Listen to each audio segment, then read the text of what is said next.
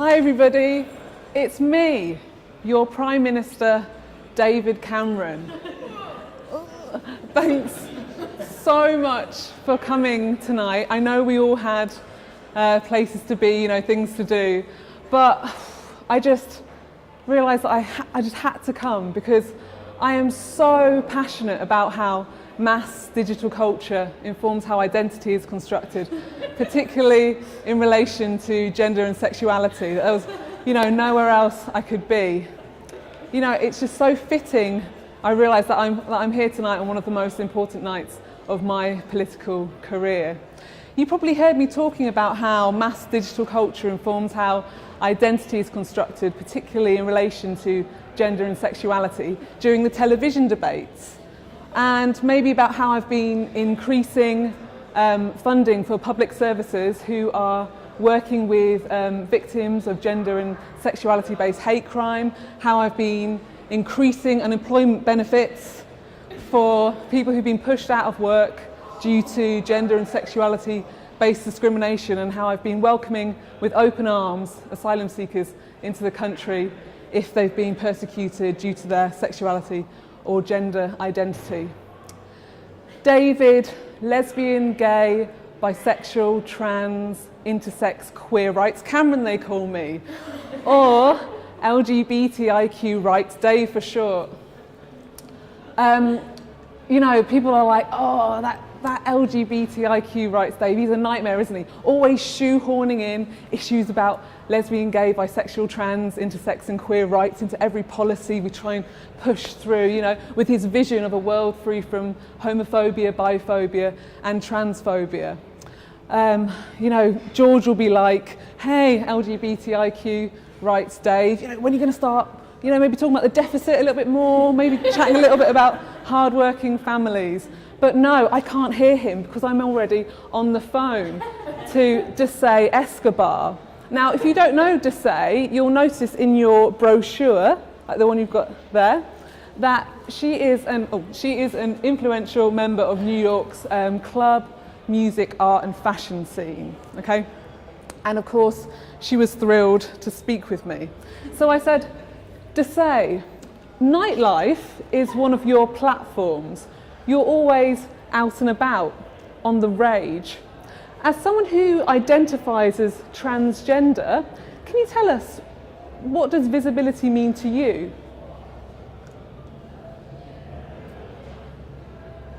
Okay, yeah. So she's saying that visibility is something that's very important when you're transgender, because she tries to show that she's out there in the world, that she's trans and she's doing it, and that people need to be able to see her, okay, because they can see she's doing normal everyday things just like normal women, and she just thinks that's a really key part of her identity. Okay, so I'm like, oh, to say that's fantastic news to hear that what we're doing here is really making a difference globally, that our policies are getting people out of their homes and onto the streets. Oh, okay, I thought that's what you wanted. Right. Oh my God, wait a minute. Just so you'll never guess what I've just seen. No, not that, no. No, it's a giant vine. Yeah, a giant vine. Yeah? No. Not like on a giant phone, it's on the wall. Yeah, it's repeating, yeah. But it's like longer than 6 seconds, but I think that's because it's bigger. Yeah? Yeah, I know, I love vines as well. Oh my gosh, okay, come on everyone, let's go. I love a vine.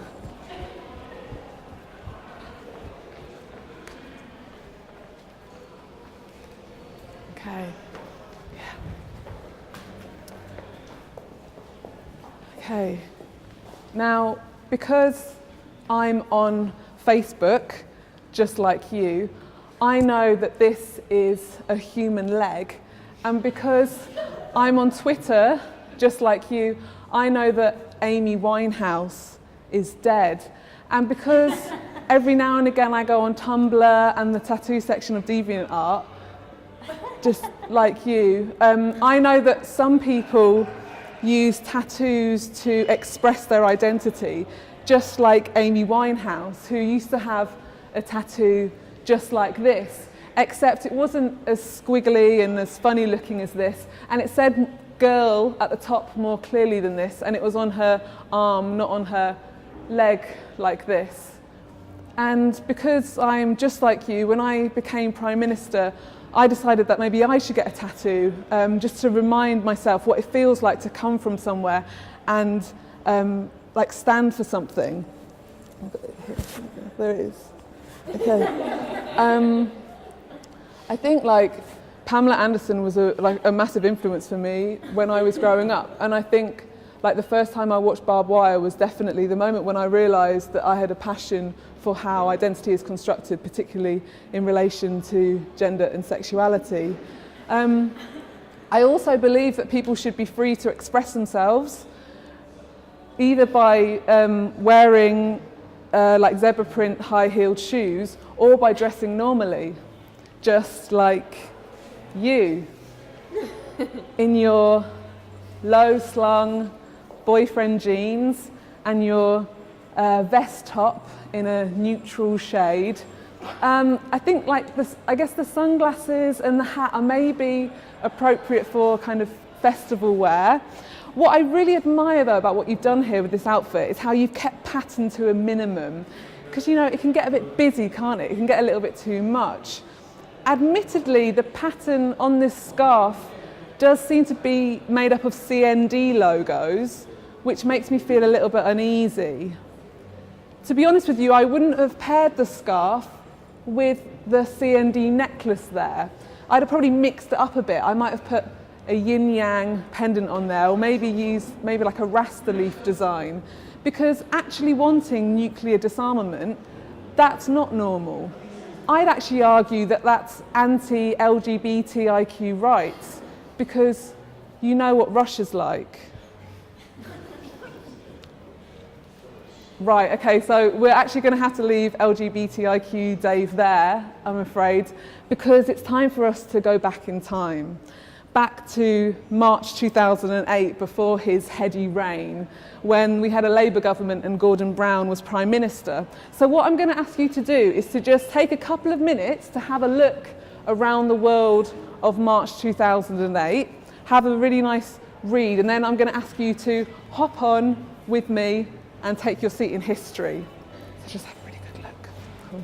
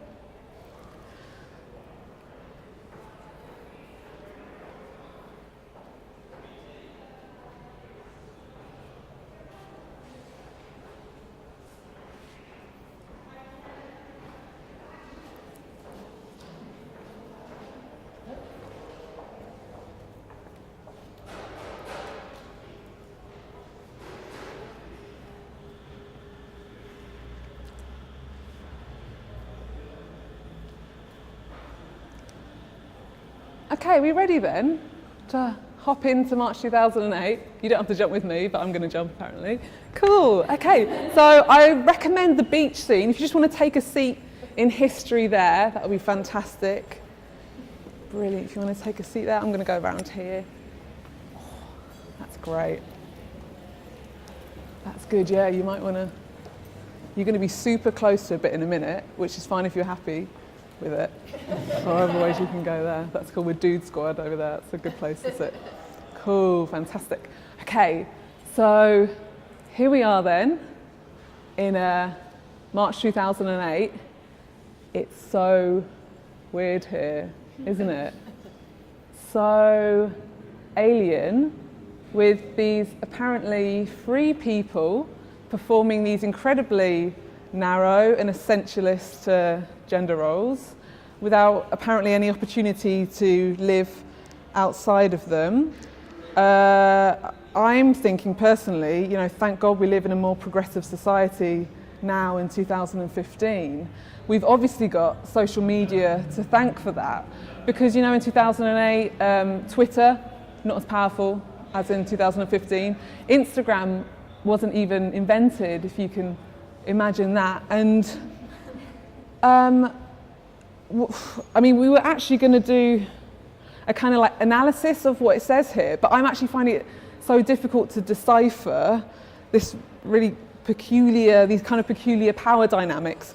I kind of wish that we had someone to help us, maybe a historian, maybe someone like Mary Beard, that filthy old slut, that evil bitch, that massive vagina face, that ignorant cunt with a hairy clunge. Just help us with some of the power dynamics in these peculiar gender relationships. Because believe it or not, before we sorted it all out, before everyday feminism and no more page 3 and Beyonce, it was all guy chat, guy chat, guy chat, guy chat. I'm not sure if you've met Preston. Some of you may have done. Preston's, wow, what a catch. Okay, so Preston, he's 20 years old from somewhere in Texas. And in answer to the question, can I just have a look under there? Thanks so much. On spring break, are you looking for a fling or the real thing? Preston replied, I'd probably see where it went, but I don't think I'd have very much respect for a girl who was my spring break fling.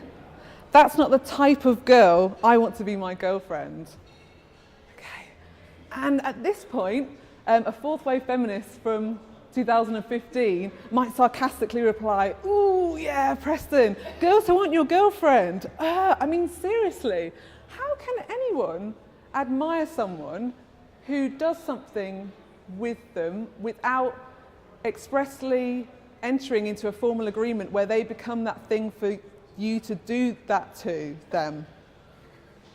I can't understand it either. I feel like it's as if the audacity of a girl to think that they could be your girlfriend after being a girl who isn't your girlfriend, as if they're not defined by you, as if maybe they have their own desires, their own goals, their own kind of pathways of exploration in life. But you obviously think it's sick, Preston, and you must be right, because these 12-year-old, 17-year-old, 22-year-old, 32-year-old girls can't share their faces with us. They can't show us their faces as they share their fun, fearless confessions in this lifestyle magazine for young women.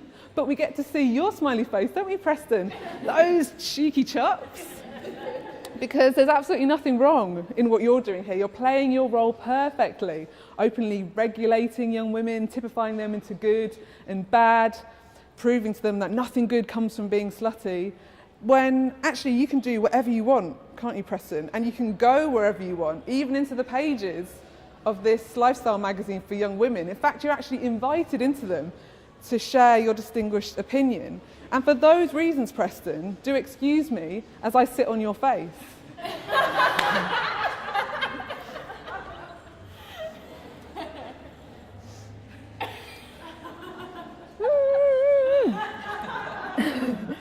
What's that, Preston?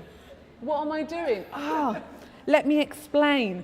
So, Preston, what I'm trying to do here is metaphorically kind of prioritise the voice of a sexuality that isn't yours. It's okay, it's just for a minute, So maybe a sexuality that isn't like a male sexuality, how about like a female homosexuality? Or actually even better, how about a non-binary gender fluid sexuality? We could try that for a moment, couldn't we? Just to see how it feels, just to try it out. What's that, Preston? Oh, okay, Preston's got a question for us. Okay, it's a question about cultural and structural realities. Okay, so Preston wants to know if we encourage people to live within gender roles that aren't conventional, that don't perpetuate and reflect existing problematic cultural and structural realities, won't that make everything really overcomplicated? And Preston, you're onto something there, I must admit, because overcomplicating things never feels good, does it?